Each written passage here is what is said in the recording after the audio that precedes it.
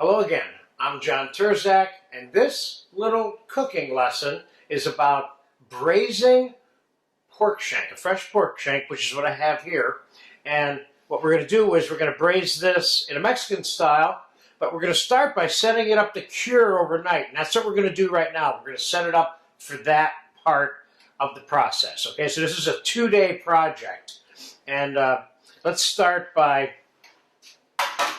scoring the fat that's on the shank. So that, for starters, the curing stuff that we're about to put on here can actually permeate this a little bit better overnight. So I'm cutting all the way through on this. This pork shank is really, it looks big, but it's really like dinner for two here. This particular size. This is about a 3-pound pork shank, and by the time we get through braising it and trimming it, there's just not that much left to it. But there's enough here. Certainly enough to make this dish. And this is, why would we be making braised pork shank? We'd be making it because we're making a Mexican style braised pork shank too, so we can use it for a number of things that include carnitas, sliced braised pork. We're going to put some olive oil on here because we want some of these items to stick to this. We're going to end up wrapping this in plastic wrap in a couple of minutes. First item that goes on here is salt. Now this looks like a lot of salt, but it's not. We're going to be brushing off any excess after it cures overnight. Let's get pepper on there. Same thing with the pepper. Now I could put chipotle on here, or jalapeno, or dried hot chilies if I wanted to spice this up a little bit. I'm going to put a little bit of ground cinnamon on this. We're going to put a little bit of ground fresh cumin on this. And I'm going to grind it right now. Got some dried cumin seeds here. This is, for the most part, how I grind all my dried stuff in a little coffee mill.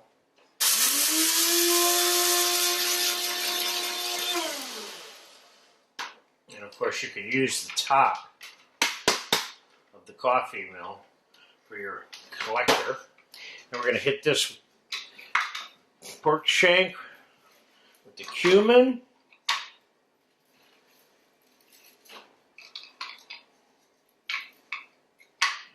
And we're going to put some sugar on here. Sugar and the salt are the two primary curing elements here. The rest of it is flavor. And we're going to put a little bit more olive oil on here. The reason why is I want this oregano to kind of cling to this. I have about a half a cup of Mexican oregano here.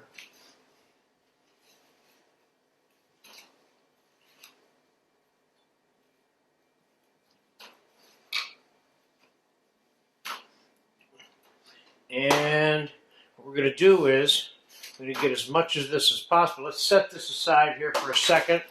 Let's pull a piece of plastic wrap out because we're going to seal this up in plastic wrap as a way of kind of concentrating and focusing the overnight curing process here. Let's put some garlic. I'm going to throw, by the time it's all said and done here, I got about almost a cup of garlic here. Let's put garlic there. And garlic there.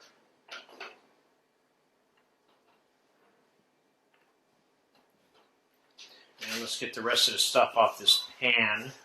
Let's put this right on top of it. Let me rinse my hand off for a second.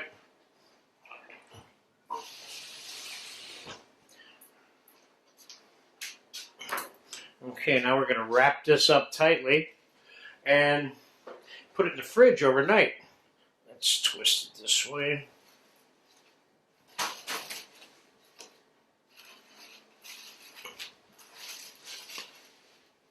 Let's do that one more time.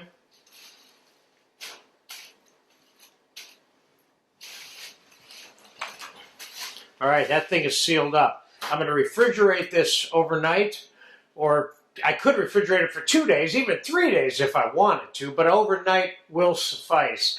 And then we're going to braise this in duck fat tomorrow with some cinnamon and oranges. And so we're making it in such a way that we can store it in the fat and eat it in a month if we want. So we're doing a preserved version of the braising process, which is French, but there's no reason why it can't be applied to Mexican-style cooking as well. So I'll see you tomorrow, and we'll get it in the oven in some duck fat. All right, the pork shank has been curing overnight. 1 day has elapsed, and we're going to get it into this little braising pan that I have full of duck fat, and we're going to cook this bad boy in the oven for a number of hours until it's tender enough to eat. So first, let's get it unwrapped.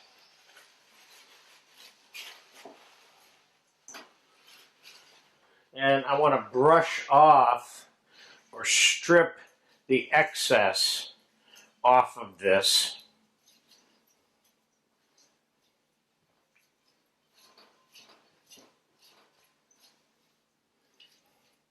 This looks good. Now I'm going to set this in the fat. And I'm going to add whole garlic cloves, about less than a cup, and a few cinnamon sticks to this duck fat. And I'm going to add some orange rind and some lemon rind and about 1/4 cup of pickling spice and some whole black peppercorns. Even though the pickling spice has some, I want more. And let's just give that a little mix. And we're going to pop this into a 325-degree oven. And then I'll be back in about 3 or 4 hours when this thing is tender enough to eat. And we will put it up and store it in the duck fat. So this is kind of like a Mexican pork shank confit, if you will. But there's nothing to say that in good Mexican cooking you can't braise anything in fat or lard, which is, they cook a lot of things in lard. So we'll be back in about 5 hours. The braised pork shank cooked for 2 hours and 40 minutes. Exactly. I took it out about 20 minutes ago to cool it down a little bit so we could handle it for this final take on how to store the pork shank. I took a little piece off of it and ate it. It's really good too. It looks wonderful. Let's get it out of the duck fat first, and let's just get it out of here first. One piece, which we managed to do. Now, real quick, I'm going to strain this duck fat because I have to get all this stuff out of here anyway, because I'm going to want to store this shank in the duck fat. So this is a classic and traditional version of doing preserved duck or goose. That's some nice flavored duck fat now also.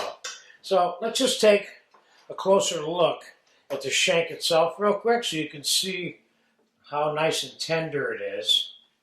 Look at that. See how it's just falling right off of that big bone there, okay? Now I'm going to leave the fat and everything intact in it. What I'm actually going to use this for, I don't know, but I'm making this video to show you how to cook it and cure it and flavor it in the process and cook it in duck fat, and then how to store it so you can wait 2 weeks or 3 weeks or a month or 2 months if you want, or more, to then use it. You know, you can make 5 of these at once if you have enough fat to do it with. So why don't we're going to store this shank in this container. So let me see if I can get this in one piece into this container, which I can, with the bone sticking up there on the top. That's fine. And now I'm going to pour the strained duck fat over this, which isn't hot anymore, but it's warm. And now I have the perfect container to put this in my fridge. This will all solidify in the fridge. I got a little bit of bone sticking out of top, and that's okay because we're not eating the bone. And you can't keep it forever because the bone's sticking up. If it was completely submerged, you could keep it for a year if you wanted, or even longer. But we're going to use this within the next month or two for another video, probably to make carnitas or some kind of tacos or some kind of Mexican style, which is how this is cured, Mexican style dishes. So for right now, we've completed this good lesson of how to braise a pork shank whole Mexican style.